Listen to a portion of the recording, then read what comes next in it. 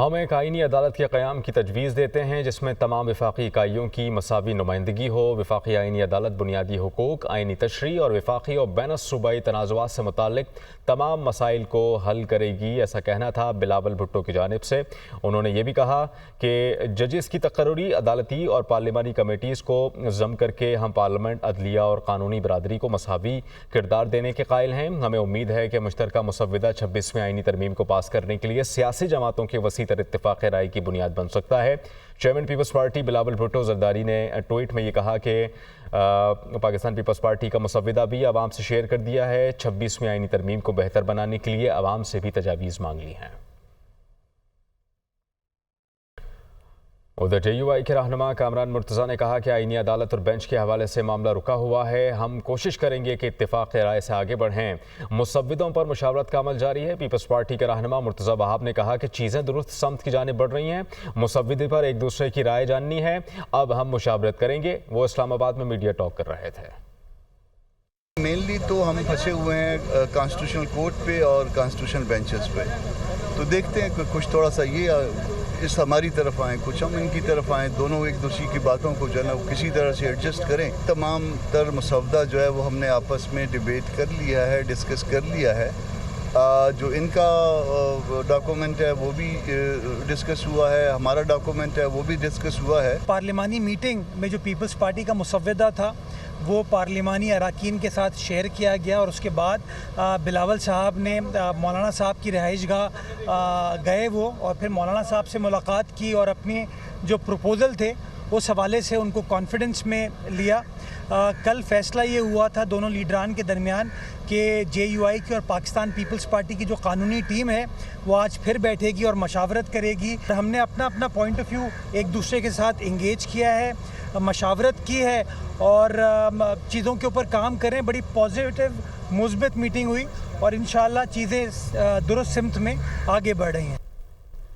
رہنما M Q M Farooq Sattar کہتے ہیں کہ ہم نے آئینی ترامیم کا مسودہ نہیں دیکھا، نون لیگ اور پیپلز پارٹی آئینی ترمیم کے لیے وکالت کر رہی ہے۔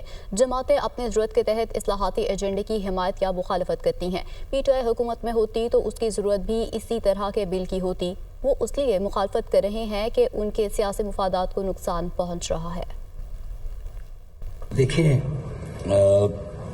ایک بات پہ غور کریں آپ کہ حکومت کی بڑی جماعتیں پی ایم ایل این اور پیپلز پارٹی بہت زیادہ اونرشپ کے ساتھ اس آئینی ترمیمی بل کے لیے وکالت کر رہی ہے نا، جبکہ اپوزیشن جو ہے وہ اس کی مخالفت کری، پی ٹی آئی۔ اچھا، لیکن یہ سب دیکھیں، تینوں جماعتوں کو اگر غور سے دیکھیں، بڑی جماعتیں ہیں نا، ان کی سائیکی دیکھیں، اپنی اپنی ضرورت کے حساب سے جو ہیں وہ کسی بھی اصلاحاتی ایجنڈے کی حمایت کرتی ہیں۔ پی ٹی آئی رہنما سینیٹر علی ظفر کا کہنا ہے کہ یہ لوگ ایک ڈمی کوڈ بنا رہے ہیں، ہم ان آئینی ترامیم کو نہیں مانتے ہیں۔ پورے اعتماد کے ساتھ کہتا ہوں کہ حکومت کے پاس نمبرز پورے نہیں ہیں۔ اس عدالت میں 5 ججز وزیر اعظم کے نامزد کردہ ہوں گے۔ میڈیا سے گفتگو میں مزید کہا کہ پی ٹی آئی کے 15 اکتوبر کو احتجاج کا فیصلہ حتمی نہیں ہے۔ ایک ڈمی کورٹ بنانے کا ان کا ارادہ ہے، ایک ایسا کورٹ جس کے پانچوں ججز جو ہیں چیف جسٹس کے ساتھ وہ پرائم منسٹر کے نامنیز ہوں گے۔ تو یہ اس قسم کی جب عدالت بنانا جا رہے ہیں تو نظر یہ آتا ہے کہ یہ معاملہ آگے نہیں چل سکتا۔ یہ کا تعلق ہے، ہم تو اس آئینی ترمیم کے خلاف ہیں بہت سارے پوائنٹس پہ، لیکن ہم اس لیے شامل ہوئے ہیں اس کمیٹی میں کہ ہم اپنی جو اوپینین ہے، اپنی جو ایڈوائس ہے وہ ریکارڈ پہ رکھنا چاہتے ہیں۔ ہو سکتا ہے ہماری ایڈوائس مانی جائے اور اس سے کچھ سمجھ آ جائے حکومت کو بھی اور اس صحیح راستے پہ چل پڑیں۔ بینچ بنانے میں کوئی حرج نہیں، ایز لانگ ایز وہی سپریم کورٹ کے ججز ہوں جو ابھی ایگزسٹ کرتے ہیں، اس کی بات کی جا سکتی ہے اس قسم کے معاملے کی۔ لیکن یہ جو آج میں نے دیکھا اژدہا کالا جو نکلا، جس میں ایک کانسٹیٹیوشنل کورٹ بن رہا ہے جس میں 5 جج صاحبان پرائم منسٹر کی مرضی کے ہوں گے، وہ تو ایکسیپٹیبل نہیں کسی کو بھی ہوگا۔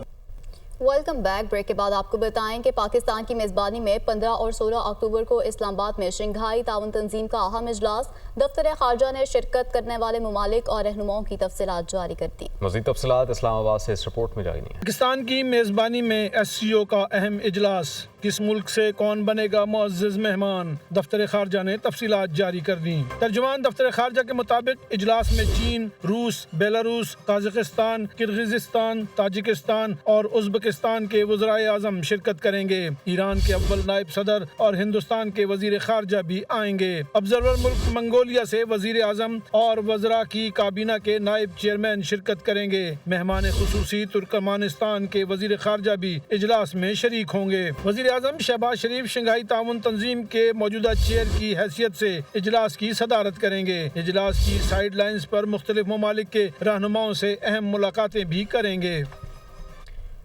جبکہ اسلام آباد شنگھائی تعاون تنظیم کے غیر معمولی اجلاس کی میزبانی کے لیے مکمل تیار، رکن ممالک کے مہمانوں کے والہانہ استقبال کے لیے وفاقی دارالحکومت کو دلہن کی طرح سجا دیا گیا۔ مہمان وفود کے خیر مقدم کے لیے مزید کیا تیاریاں کی گئی ہیں، یہ بتا رہی ہیں مریم الہی۔ دیکھیں، بڑے ایونٹ کی بڑی تیاریاں اسلام آباد میں اس وقت عروج پہ۔ اب سے 2 روز بعد اسلام آباد کے اندر جو ہے وہ شنگھائی کوآپریشن آرگنائزیشن کے سربراہان حکومت کے جو اجلاس ہے 23واں سمٹ جو ہے اس کا انعقاد کیا جائے گا، وہ یہاں پر ہولڈ ہوگا اسلام آباد میں۔ اور اس کے حوالے سے اگر تیاریوں کی بات کی جائے تو اسلام آباد کی جو مرکزی شاہراہیں ہیں، جو اسلام آباد کا کانسٹیٹیوشن ایونیو ہے، جو ریڈ زون ہے، اس کو خوبصورتی سے سجا دیا گیا ہے۔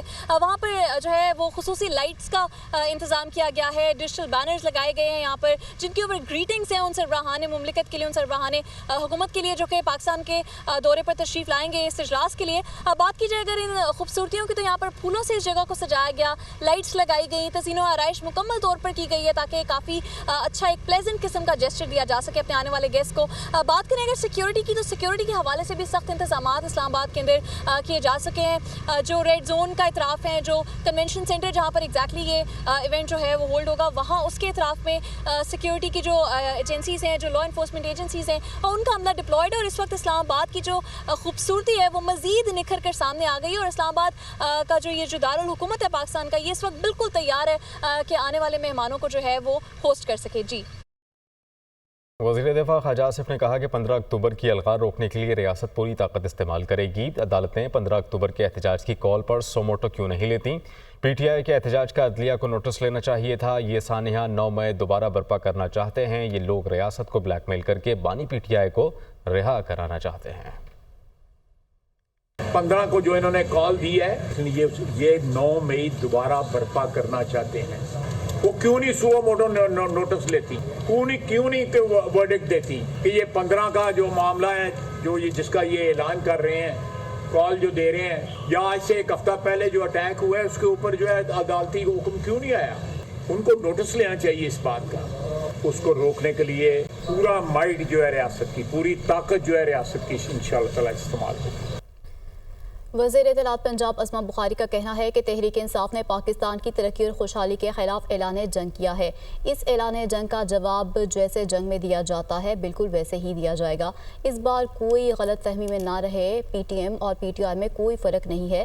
تحریک انصاف نے ہمیشہ ملک کی ترقی کے خلاف کام کیا ہے۔ ان کا ایک ہی مقصد فتنہ فساد پھیلانا ہے۔ تحریک انصاف سیاسی نہیں، دہشت گرد جماعت ہے۔ وہ لاہور میں پریس کانفرنس کر رہی تھیں۔ ان کو اتنی ہمت ہے نا تو آئیں، اپنا احتجاج خدا کے لیڈ کرے، اور اس دفعہ کوئی کسی غلط فہمی میں نہ رہے۔ پاکستان کے خلاف یہ جو اعلان جنگ ہے، میں کیٹیگوریکلی کہنا چاہتی ہوں کہ کل تحریک فساد نے پاکستان کی ریاست کے خلاف اعلان جنگ کیا ہے، اور اس اعلان جنگ کا جواب پھر جیسے جنگ کے اندر دینا چاہیے وہی ہوگا۔ اور یہ ثابت کر رہا ہے کہ یہ فاشسٹ جماعت اپنا ایجنڈا ٹو کرنے کے لیے کسی بھی حد تک جا سکتی ہے۔ جماعت کو، جس کو وہ ایک سیاسی جماعت کہتا ہے، جو میں ہمیشہ کہتی رہی ہوں کہ وہ ایک دہشت گرد جماعت ہے، اور کل جو ہے وہ انہوں نے اناؤنس کیا کہ انہوں نے اسلام آباد پہ ایک اور یلغار کرنا ہے، خود کسی نے باہر نہیں نکلنا۔ پنجاب تو الحمدللہ اس نے ہمیشہ یہ جو ہے وہ چیف منسٹر صاحبہ کی وجہ سے یہ ثابت کر کے دکھایا کہ they are least interested in this سارا فساد کا پروگرام۔ سربراہ عوام پاکستان پارٹی شاہد حقان عباسی کہتے ہیں کہ جمہوریت کا یہ مطلب نہیں ہے کہ ایک حکومت دارالحکومت پر حملہ کر دے، ایک جماعت احتجاج کرے تو ملک کی سڑکیں کھود دیں، فون بند کر دیں۔ اس بات کی آئین میں کوئی گنجائش نہیں ہے۔ ملک کا نظام آئین کے بغیر نہیں چل سکتا۔ ملک جماعت اس وقت چلتی ہے جب اس ملک کا نظام چلے گا۔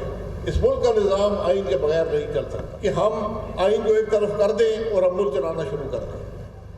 یہ باتیں ممکن نہیں ہیں، یہ باتیں ہمیں سمجھنی پڑیں گی. ہم سب کی عزت، ہم سب کا وقار، ہم سب کی ترقی صرف آئین کے راستے پر. 2 مہینے پہلے بھی حکومت میں تھے، اس وقت آئینی ترامیم آپ کو یاد نہیں آئی. پہلے بھی ایک حکومت تھی، اس کو آئینی ترامیم یاد نہیں آئی. اس سے پہلے ایک حکومت تھی، آئینی ترامیم یاد نہیں آئی. آج کون سی مجبوری ہے کہ ہم آئینی ترامیم کرنے جا رہے ہیں؟ یہ تو مولانا فضل الرحمان صاحب کو دعائیں دیں کہ کم از کم اس آئینی ترمیم کو تو روکا انہوں نے. اگر وہ اس دن تو کون سی جمہوریت رہ جائے؟ کہاں ہے جمہوری قدریں؟ کہاں ہیں اخلاقی قدریں؟ کہاں ہیں پارلیمانی قدریں؟ کہاں گیا ملک کا نظام؟ آپ نے سب کچھ اس ملک میں اقتدار میں قربان کر دیا. ہمیں وہ سوچ چاہیے جو اس ملک میں اتفاق پیدا کر سکے. یہ ملک نفاق سے نہیں چلے گا. وفاقی وزیر برائے منصوبہ بندی احسن اقبال نے کہا کہ دشمن پی ٹی آئی کو اپنے مقاصد کے لیے استعمال کر رہا ہے. کراچی میں ہونے والی دہشت گردی اور پی ٹی آئی کے احتجاج کی کال میں مماثلت ہے. پی ٹی آئی چاہتی ہے کہ ترقی کا سفر سبوتاژ ہو. اقتدار میں آنے کے بعد پی ٹی آئی کا پہلا نشانہ سی پیک تھا. چینی وزیر اعظم اور ایس سی او کے مہمانوں کو بہتر میزبانی پیش کر کے پاکستان کا امیج اجاگر کریں گے. وہ اسلام آباد میں نیوز کانفرنس کر رہے تھے. تحریک انصاف یا جسے میں تحریک انتشار کہوں گا، اس نے 15 اکتوبر کو جس مظاہروں کی کال دی ہے، اب کوئی شبہ نہیں رہ گیا. کراچی میں ہونے والی دہشت گردی اور تحریک انصاف کی ان سیاست دہشت گردی کی کالز میں مماثلت ہے. یوں لگتا ہے کہ ان کا اسکرپٹ رائٹر ایک ہے. پی ٹی آئی کو بھی پاکستان میں افراتفری اور انتشار پیدا کر کے اپنے مقاصد حاصل کرنے کے لیے استعمال کر رہا ہے. یہ سربراہی اجلاس پاکستان میں منعقد ہو رہا ہے جو کہ بجا طور پہ ہم سب کے لیے قابل فخر ہے. چین کے وزیر اعظم کے لیے اور جو ایس سی او میں مہمانان گرامی آ رہے ہیں، ان کو پاکستان کی بہترین میزبانی پیش کر کے پاکستان کے امیج کو دنیا میں اجاگر کریں. جبکہ پی ٹی آئی رہنما رؤوف حسن کہتے ہیں کہ 15 اکتوبر کو احتجاج کی کال فائنل نہیں ہے. بانی پی ٹی آئی سے ڈاکٹر یا پھر ان کی بہن کی ملاقات کرائی جائے. بانی پی ٹی آئی سے ملاقات ہو جائے گی تو احتجاج نہیں ہوگا. حکومت اس بات کو انا کا مسئلہ کیوں بنا رہی ہے؟ بانی پی ٹی آئی کی صحت کے بارے میں خدشات ہیں. پنجاب حکومت کی بات پر یقین کرنے کو تیار نہیں. ریاست نے فسطائیت کا مظاہرہ کیا. آئینی عدالت پر پاکستان تحریک انصاف اور مولانا کا ایک ہی موقف ہے. حکومت کے پاس نمبرز پورے ہوتے تو مولانا سے رابطہ نہ کرتے. ہمارے ارکان اسمبلی حکومت کے ساتھ نہیں جائیں گے. وہ دنیا نیوز کے پروگرام ٹو نائٹ وتھ سمر عباس میں بات کر رہے تھے.